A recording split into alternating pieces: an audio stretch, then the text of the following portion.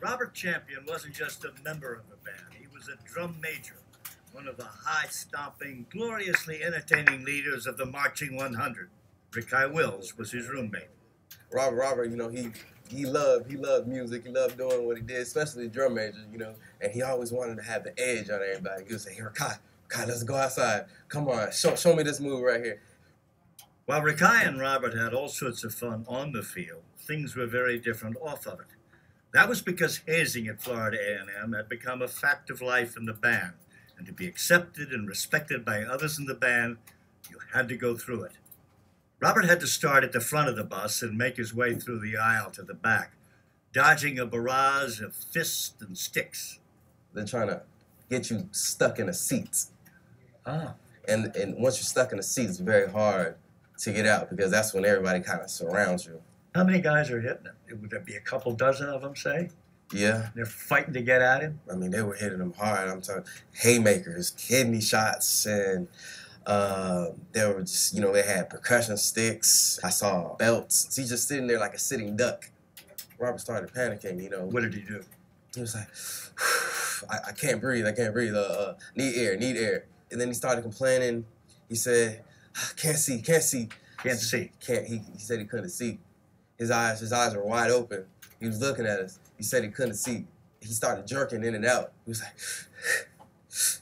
trying to gasp for air. He started saying, "Oh Lord Jesus, please help me, please help me."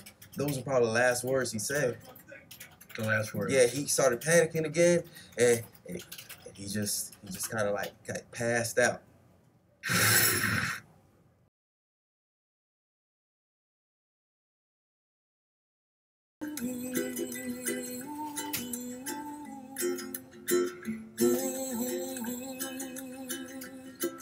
It seemed like any other fraternity party, drinking event, everyone having a good time.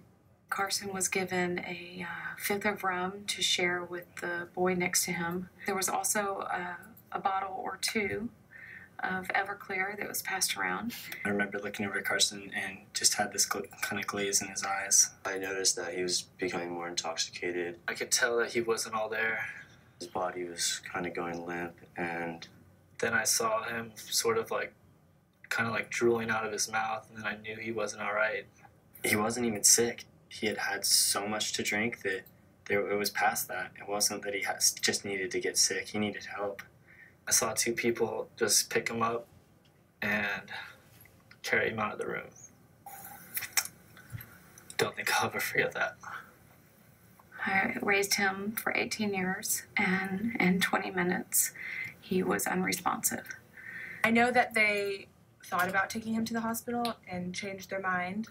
I think they were just afraid that if they went to the hospital, there would be some sort of legal action against them and possibly him because he's obviously a minor, he's only 18.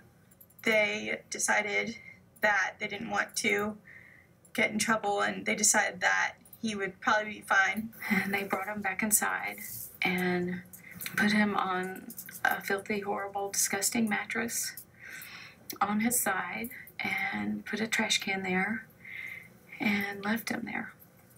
At some point I asked, where did he go? The response was, he's inside on the couch. People are taking care of him. Don't worry.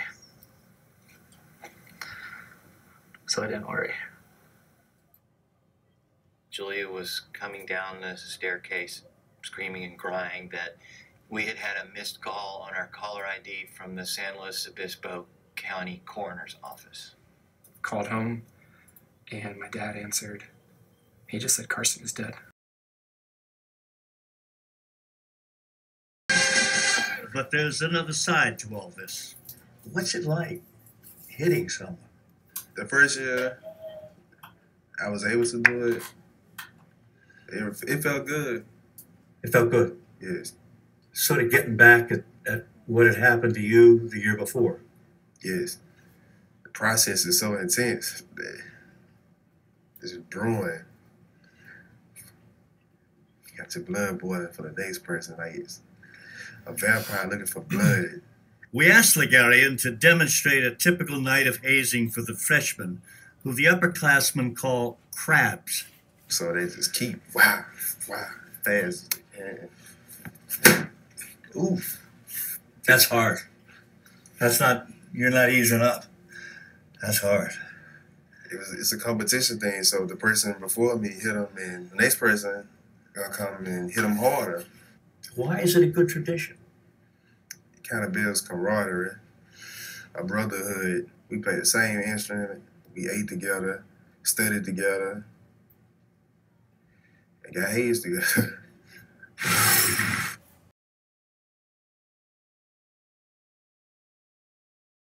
Whitney Casey's report on the high school hazing incident in the suburbs of Chicago, and you can decide yourself whether what you see on tape is actually worse. That's what some of our upcoming guests will say. Buckets were flying, hands were flying, people were bleeding, girls were unconscious. A girl got a bucket put on her head. Students at this suburban Chicago high school described the weekend's melee. Caught on tape, the aftermath of a powder puff football game. A tradition, junior girls versus senior girls. Except this year, the hazing got way out of hand, sending 5 girls to the hospital and injuring many more. Well, this is from a paint can being thrown at me, and Tabasco sauce and vinegar and stuff like that in my eye, and just Spam on my face, and fish guts, pig ears. There's pig intestine wrapped around my neck. Dr. Michael Riggle, the school principal, says with the help of school deans, authorities have identified 50 of the girls on the tape. Criminal charges are pending. Dr. Riggle says alcohol was an escalating factor in the fracas, and another factor? And there were some similar actions that happened the year before, but nothing that we really were knowledgeable of. And I think that the girls had that done to them that year, and now this year they've looked at that and said, you know, this is something that I've got anger about, and I want to do the same thing to someone else. Some 200 people attended the off-campus game. Witnesses say buckets of animal and human waste were used in the hazing, along with paint thinner, blood, and spoiled food. Obviously, I'm angry that this happened. I'm disgusted. I'm appalled 100%. I'm embarrassed to say that I go to Glenbrook North High School because of this. It's disgusting. Now, while some remain outraged, others underscore that this incident should not sully the school's academic achievements that 97% of the student body that will be graduating will go on to college. And out of the 2,100 here in the student body, only 250 actually attended the Powder Puff game. However, the principal did point out to us that many of those seniors he saw there in the hazing were also accomplished students here, Paula. Students that may face criminal charges as late as Friday. Our organizations are based on values. Values are important ideals or beliefs that are lived every day by our members. Hazing is reckless, and it can affect the physical, academic, mental, and emotional health of a student. And just because you have the consent of the participants doesn't make it okay or acceptable. Some examples include paddling, branding, nudity, and forced consumption of alcohol or other illegal substances. I don't believe in breaking someone down to build them up. Hazing doesn't line up with our values and our beliefs. We're tearing down hazing and its negative stereotypes. Tearing it all the way down. And we're building up a more effective leader, a well-rounded athlete, a driven scholar, a closer sisterhood, a stronger brotherhood. I pledge to educate others in making them aware of what hazing is. I pledge to speak up and say, I do not tolerate these types of behaviors. I made the pledge. I made the pledge. I made the pledge. Will you make the pledge?